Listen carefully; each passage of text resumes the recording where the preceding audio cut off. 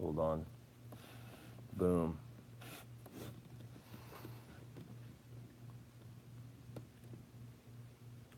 Oh no. Trying to crash. If you're my Facebook app crashed. I got to reset this up. Give me a second if you're there.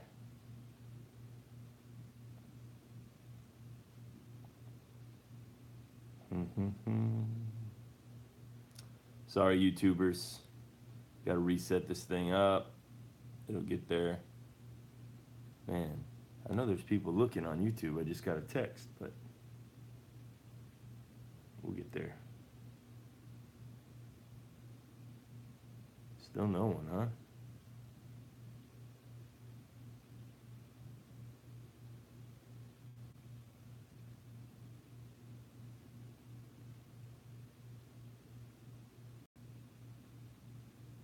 There we go.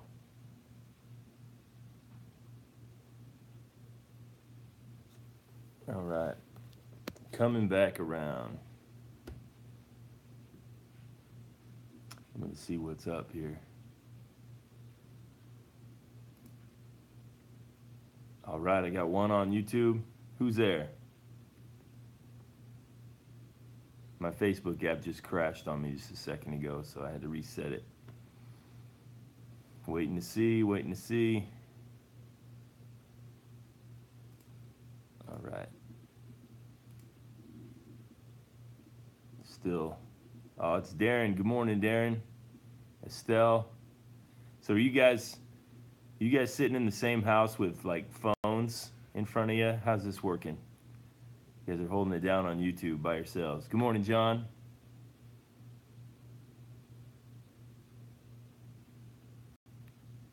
That's how it is. I got you. I got you.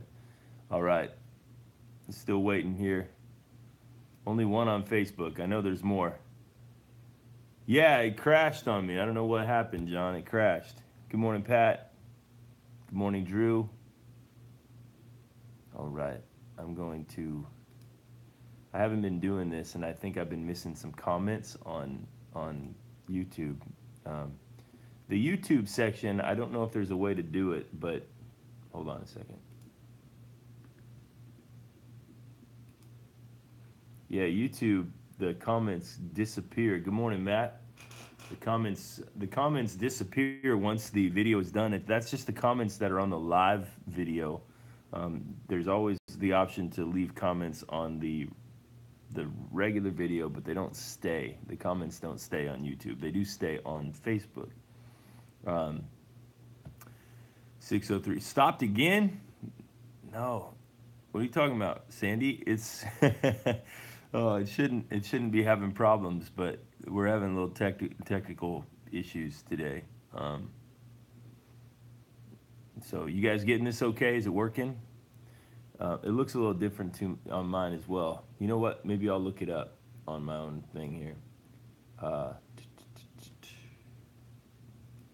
This will do it, right? Yeah, that'll work. Oh man, all good for John. Good, perfect. Working fine over on YouTube. Good, good. On again. Yeah, it's just that's what you know. What we're living in the 21st century, where all this technology is still newish. Good morning, Shanna. Good. Got you guys on. Perfect, perfect. Matt, you oftentimes go over to YouTube from Facebook. Does YouTube work better? Just trying to get an understanding of how this whole thing works. I wish there was a way from one device to do both YouTube and Facebook, but I don't think that there is to do it at the same time from one device. All right. Good morning, Amanda Rand. We're going to get going here in just a moment. Only a minute or so behind. We're doing okay. Never used it on Facebook. That's okay. All right. We're about ready. 10 people on this morning.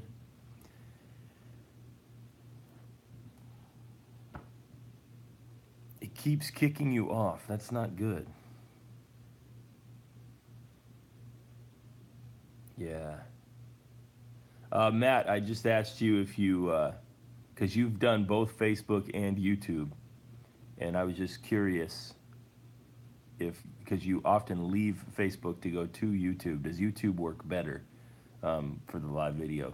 Just kind of getting a feel for where you guys are at. Right. All right, we need to get rolling here. Shutting stuff down on my computer first. There we go. All right. 10 people, 5 and 5. YouTube works best for me. Every time I get a messenger and Facebook, it paused my video. Yeah. Yeah, that's the thing. YouTube's got a lot more stuff, or Facebook's got a lot more stuff going on. So thank you for that. All right, guys. I did have a friend that was trying to get on. Matt, are you out there? Matt Mischke? He texted me this morning. He's like, how do I get on YouTube? So I sent him a link, but I haven't seen him come up here. All right. Here we go. We are in Matthew chapter 17. Matthew chapter 17. We're going to finish out chapter 17 today. Here's where we're at. We're only going to do, what is this, like just a couple of verses, 22 through 26. Good morning, Lori. 22 through 26 is a small amount of verses, and we may stop there. We may go a little bit further. I'm kind of hoping to stop there, but I don't know that I have enough to say to cover our time. Look at that, though. We killed some time already. So let's pray and jump in and just see what this says for us. Lord, again, we're grateful. I'm grateful for these people that get up in the morning to do this with me. This makes it fun to be with them, and I just pray that you would cause all of the technology to work properly, so that we can stay together and just be encouraged by your word together. We ask in Jesus' name, amen.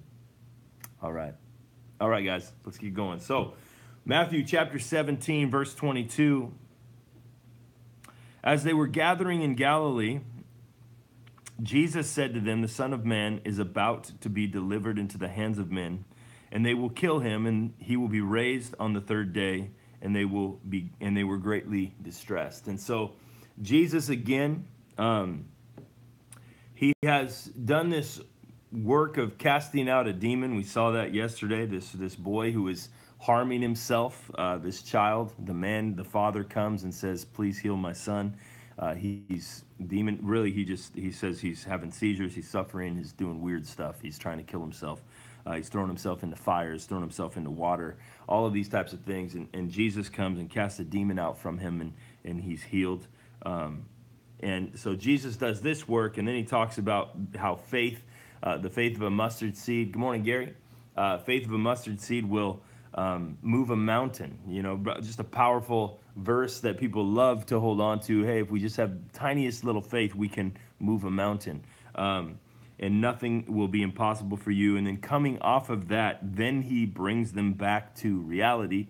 And reality, even though, yes, faith will move a mountain, and then he goes and he begins to again tell them he's going to go to Jerusalem, he's going to suffer, he's going to be killed in Jerusalem, but he's going to rise on the third day. And it says, and they were greatly distressed. This is the second time. Remember, Jesus, not long before this, right after it was revealed that he was the Christ to Peter by God, and then Peter said it in front of the disciples, you are the Christ, the Son of the living God. Right after this declaration, Jesus tells them that he's going to suffer and die in Jerusalem.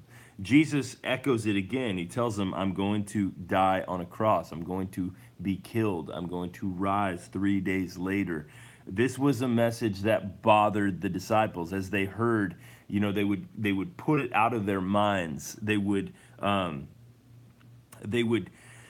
see what the plan of God is. Everybody, okay, backing up, trying to get ground here. We love our Christian everything's going to go well message. We love the message that says the faith of a mustard seed will move a mountain, and nothing will be impossible for you. We love that message that encourages us. The future is better. Good point. Matt says they never heard that he's going to be raised the third day. Let me see. We go back. Verse 21 of chapter 16. From this time Jesus began to show his disciples that he must go to Jerusalem and suffer many things from the elders and chief priests and scribes and be killed, and on the third day be raised. So he did mention it again in verse 16. But so he's telling them he's going to rise, he's going to die. So here's the thought. We love that message. We love that message of faith. We love that message of God does powerful things, will do powerful things. We love to see Jesus casting out devils. We love to see Jesus healing the sick. We love to see Jesus doing all of these things. And we love that message of you come to church and God's going to bless you. We love that message. And they loved that message. They loved to see Jesus do it. I could imagine every time Jesus did a miracle, if I'm in that crowd of 12, those boys that are walking with Jesus, if I'm one of those guys and Jesus does a miracle, I think I'm cheering a little bit. A smile comes across my face every time he does something. You're just, that Jesus, he can fix anything. He can solve any problem. He can heal any sickness. He can even raise the dead. Remember the time he raised the dead? Just bumping the boys next to you. Remember, he raises the dead. We got nothing to worry about. Remember that time we walked on water with him? Remember that time? And that would only be Peter. And everybody else is like, no, we didn't walk on water with him. You walked on water with him. And then you sank, Peter. Yeah, but his memory was good. And so this time, Jesus giving these messages, and then he instantly tells them, I'm going to go to Jerusalem. I'm going to go to Israel or Jerusalem, and I'm going to suffer, and I'm going to die, and then the third day be raised. Now, if you guys know the end of the story, Jesus does go to Jerusalem. Jesus does suffer. Jesus does die on the cross. And what's wild is the disciples forget. The disciples forget. This is never, they just kind of put it out of their minds. Yeah, there's hard stuff coming. Here's the thing with maybe even you and me. When the hard stuff comes, even though we know that it's coming, when it comes, it's always a surprise to us. We're always surprised by it. Like, really? How could this happen? I thought I was a child of God. I thought he's on my side. I thought he has all this stuff in control. And then when the hard stuff comes, sometimes it makes us want to quit. It makes us want to give up. If you remember, in the end, the disciples see Jesus on the cross. They see him die. They see him buried. And then they go back and they kind of give up. Yeah, Peter's like, I'm going fishing again. Remember, Peter was a professional fisherman. I'm going back to fishing. And the other fishermen disciples say, yeah, we're going with you. And they all go fishing with Jesus, forgetting, this is interesting as we follow through this story, forgetting that Jesus said he was going to not only suffer and die, but he was going to rise from the dead. And so when he suffers and dies, they pull back before the 3 days are up, before he rises from the dead. But what's interesting about that is, if you remember, when Jesus goes into the grave and they put him into the tomb and they rolled the stone in front of the tomb, the religious people command a guard to be placed at the front of the tomb, because those who were the enemies of Jesus remembered that Jesus said he was going to rise in 3 days. And so they say, hey, well, let's put a guard in front of the tomb, because if somebody comes and steals the body, they're going to have this big conspiracy, and then it's going to get worse than it was when he was alive, because everybody's going to think that he rose from the dead. So let's hire soldiers to stand in front of the tomb to make sure nobody steals the body. What's wild about that is that the enemies of Jesus recognized that he had said that he was going to rise in 3 days, but the disciples couldn't even wait out 3 days. The disciples gave up. They saw him suffer. They saw him die. And so, I don't know, it just tells me that with this story, so often, we love to hear the good parts.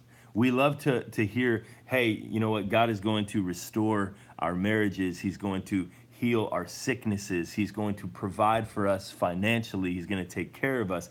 And so often, so many of those things he does do.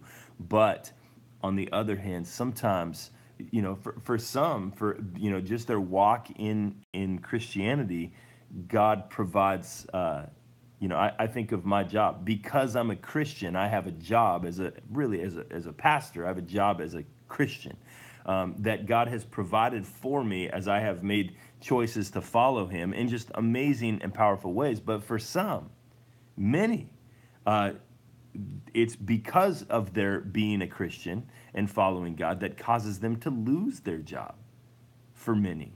As a matter of fact, some, it causes them to lose their life for following Jesus. That's not the message that, especially in Western culture, that's not the message that we often want to hear. Would we still follow if it cost us everything? There are those who are blessed as a result, and then there are those that it cost them everything.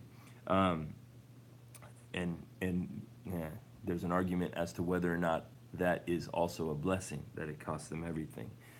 One of the examples that I make often, I've made it I think 2 or 3 times on our podcast, is if you remember Peter, after the giving of the Holy Spirit comes upon him and he preaches, and 3,000 people get saved. And then shortly after that, Stephen, the Holy Spirit comes upon him and he preaches and he is executed. He is instantly killed as a result. And so listen, the result is sometimes very uncomfortable, and then sometimes is very comforting. But yet the result is not the most important thing. It's just us recognizing that God has a plan. God's doing his thing. He's doing his work. So here we go. Let's carry on. They're greatly distressed, I can imagine. Their leader is saying, hey, I'm going to suffer. I'm going to die. Verse 24. This one, the story is going to shift gears here. This is an interesting little story. If you saw the title that I gave to this message, I think I called it Fishing Money. Fishing Money. I was trying to come up with something clever, and that's what I got. So here we go. Verse 24, when they came to Capernaum, the collectors of the 2 drachma tax went up to Peter and said, does your teacher not pay the tax? So this tax, this is not the Roman tax. Now remember, the tax collectors in the day, in Jesus' day, the tax collectors would be like Matthew himself, the writer of this gospel, was a tax collector. And basically he would collect taxes for the Romans. And as he's collecting taxes, he would take money from the Jews to support the Roman government, the Roman Empire that the Jews hated. They were oppressed by the people of Rome, but yet there were tax collectors that would make a good living collecting money from their own people and giving it to the Romans. So the tax collectors were a very, very hated people. This tax is not that tax. This tax is the tax to upkeep the temple. This was started back in the book of Exodus, that every male that was over 20 years old was required to pay the temple tax, the tax to maintain the temple. And here they're asking Jesus, or they're asking Peter, does Jesus pay this tax? Hey, the time has come that you need to pay the tax for the temple. Does your teacher pay it? And Peter, he just responds very quickly, as Peter always does. He doesn't ask Jesus. He just assumes. He says, yeah, he pays that tax. And when they came to the house, Jesus spoke to him first, saying, what do you think, Simon? From whom do kings of the earth take toll or tax? From their sons or from others? So when Peter goes to get Jesus, hey, Jesus, time to pay the tax, before he even gets a chance to speak, Jesus already knows what's coming. And so he speaks before Peter even comes. And he says to Peter and Simon, same guy, he calls him Simon at this point. Maybe there's significance to that. I don't know. And he says, who do the kings of the earth take a toll? So if a king is going to take a tax, who is he going to take the taxes from? Is he going to take it from his own kids, or is he going to take it from the citizens? Is he going to take it from the people of the community, of the city? And the answer is a simple one. And so verse 26, and when he said from others, Jesus said to him, then the sons are free. The son of a king is not a king does not go through the palace and knock on his kid's door and say, hey, it's time to pay up. It's time to pay rent. It's time to pay taxes. In the same way that I'm not going to go walking through my house and knock on my kids' doors and say, hey guys, you guys got to help pay this rent. That's my job.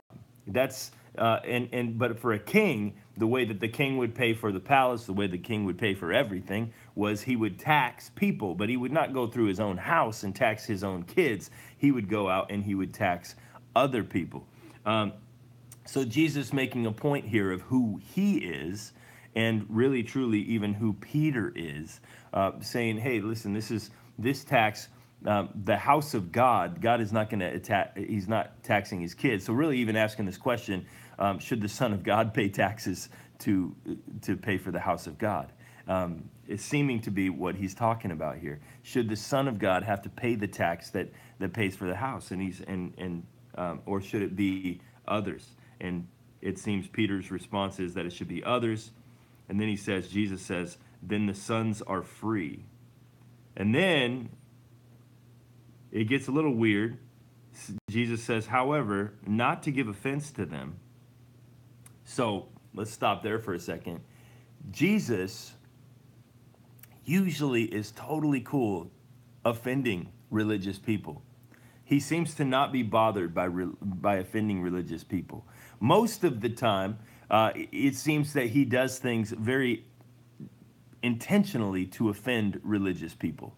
People who are religious for the sake of religion. If you remember, just previously, these same guys came to Jesus and said, why is it that your disciples don't wash their hands in the ceremonial custom before they eat their food? And Jesus, he offended them with what he said. He says, you guys break the laws of God by your traditions because you don't honor your father and your mother. And so Jesus intentionally offended. Oftentimes he would intentionally offend, and he was okay with religious people being offended. Religious people were the people who were most offended by Jesus. But yet in this point, it says that Jesus told Peter, he's like, well, let's not offend them on this point. Now, why? I think that there's something to do with the fact that Peter already spoke up. That Peter already said, Jesus does pay the tax. And so Peter's going to look pretty bad if Jesus does not pay the tax. Peter's going to look kind of like he's going to look like a chump. He's going to look like you don't even know your teacher. And so here, Jesus is defending Peter, just like he was when they were talking about washing his hands. They were accusing the disciples, and Jesus defended them, and he became the offense. He became the offense instead of the disciples being the offense by what he said in his defense of them. In this moment, he's defending Peter again. Jesus is okay being the one who is offensive, but it seems that he's not okay when his disciples are the ones causing the offense. Not in the same way. He always is one, he will protect their reputation at the expense of his own reputation. But then he tells Peter, he says, so that they don't get offended, go to the sea and cast a hook and take the first fish that comes up. And when you open its mouth, you will find a shekel. Take that and give it to them for me and for yourself. This is just a crazy miracle. This is a seemingly silly miracle. It's a miracle that it seems that the only one who's even going to know that it happens is Peter. It's a personal miracle. It's hey, you know what? We could make this a big deal, and we could make this a theological debate as to whether or not we should pay this tax, and we could just sit down here and argue with the scribes and Pharisees, and then I could set you right, Peter, on the fact that maybe I shouldn't even need to pay this tax. We could go through all of these motions, or you could just take a hook and a pole and go on down to the sea, throw it in, catch yourself a fish, and there will be a coin in the mouth of the fish. And then you can just pay for you and for me. It's just a really strange way to solve this problem. It's almost like this is a disruption. Peter, I'm going to do something awesome just for you. And, sometimes God does that, right? A lot of his miracles are these massive, let's help people, let's heal the sick, let's raise the dead, let's feed thousands of people, let's preach to multitudes of people. But sometimes it's just an individual thing where, God just does something good for you. and for me. He just does something one-on-one. He does something for your need. He provides for you in a way that is significant only to you. Peter is asked to go. This is kind of wild. He's asked to take his hook. He's asked to take his pole and to go and to catch a single fish. Peter is a professional fisherman. Peter is a man who has a boat. He has nets. He has a career, or had a career as a fisherman. Peter knows how to fish, but Jesus is like, no, we're not going fishing for lots of fish. You're not going to go and take your nets and catch as many as you can and pull them up and open all of their mouths. It's very specific. It's very divine. You are going to go and catch one fish, and that one fish is going to provide your need. It's going to take care of it. Now, there are 2 points that I thought were interesting about this passage. Number one, this is the only miracle that Jesus does that is for himself. It's for Peter as well, but it's also for himself. This is the only miracle that Jesus does where, hey, you know what? I'm going to heal myself, my own situation. Here these people are demanding from me a tax. I'm going to pay that tax miraculously. When he broke the bread, he broke it and he gave it to the multitudes. Remember, Satan tempted Jesus to do a miracle to cause the stones to become bread so that he could feed himself, and he refused to do it. No, man shall not live by bread alone, but by every word that comes from the mouth of God. And so he chooses not to take the stones and turn them to bread for his own purposes. But here he pays his own tax from Peter going out and catching this one fish. But he also pays Peter's tax. That's interesting. It's the only miracle that Jesus does for himself. The other one, it's the only miracle that he does that has anything to do with money. I think that that's interesting. It's the only miracle where Jesus miraculously provides money. He provides it from the mouth of this fish.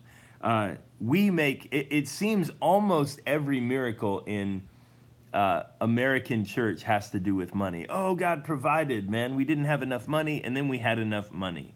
Every miracle seems to be revolving around money. You know, people have cancer and they die of cancer, and we are okay with that as long as God provides $5 when I need $5. And I don't want to dismiss that altogether, but I do really feel like I put way too much emphasis on what God's doing in the financial realm, in money. Now, God is truly in control of our financial situation. God doesn't need for us to come up with ways to make money.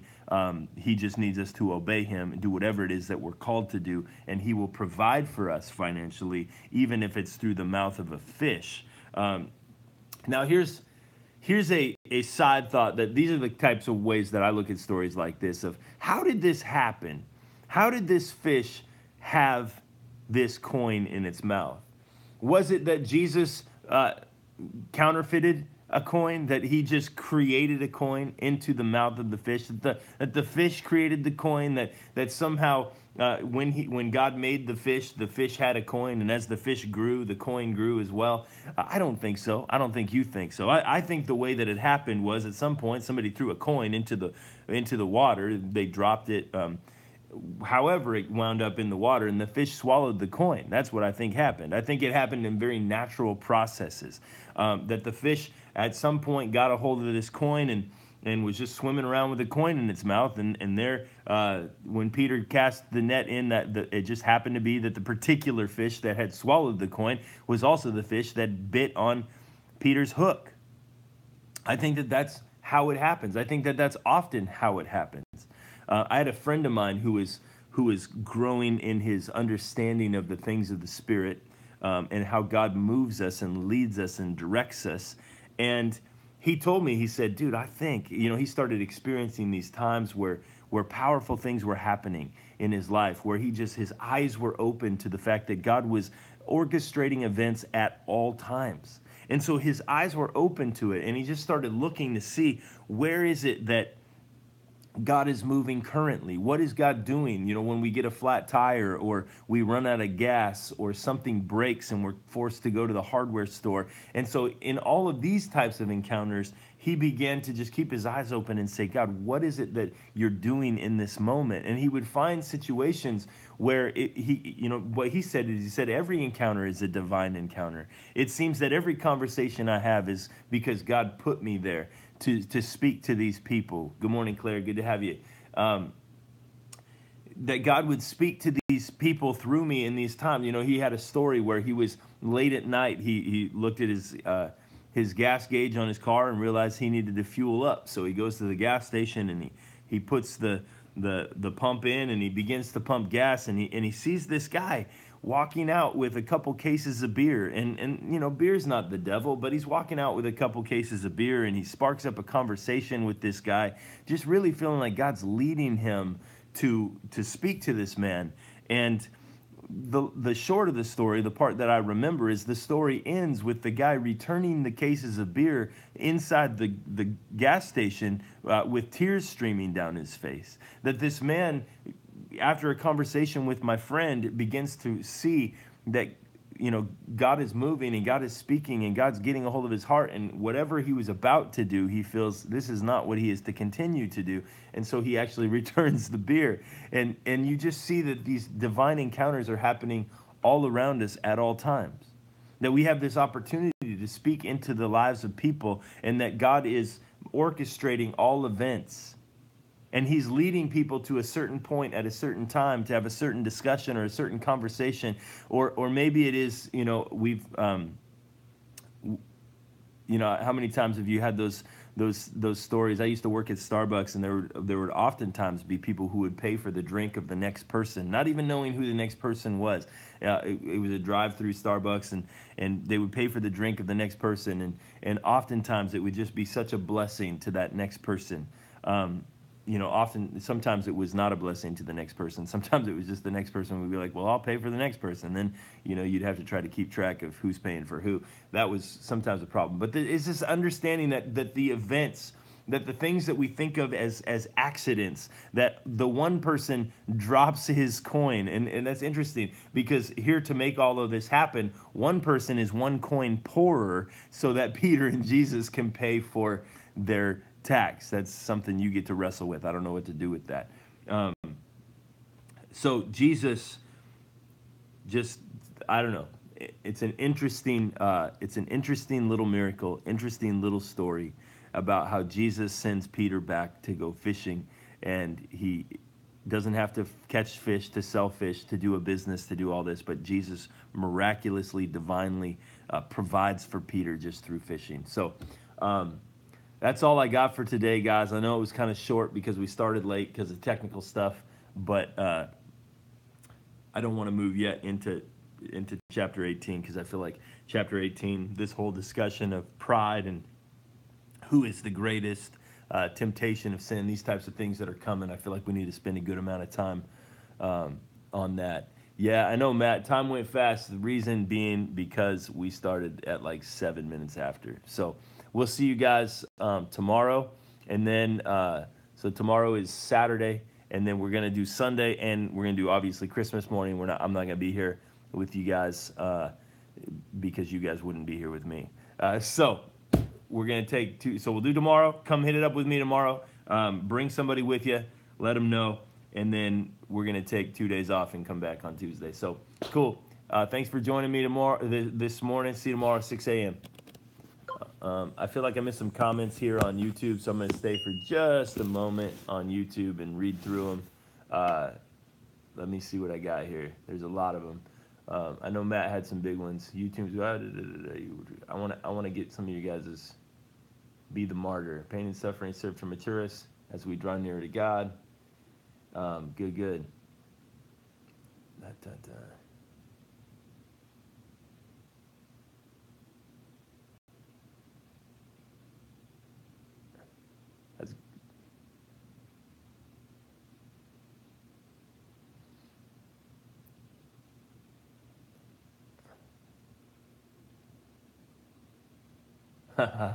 I like that, Matt. God knew at the particular moment that Jesus would call that fish, calling that fish. Isn't that cool? You know, God uses fish, uses donkeys, uses you and me. Um, awesome, guys. Thank you guys for joining me this morning. Thank you for interacting as well. I like that. It makes this feel much more real, like we're sitting together. And so we'll see you guys. Hopefully you guys can get up with me tomorrow. We'll be back live 6 a.m. Thank you, guys.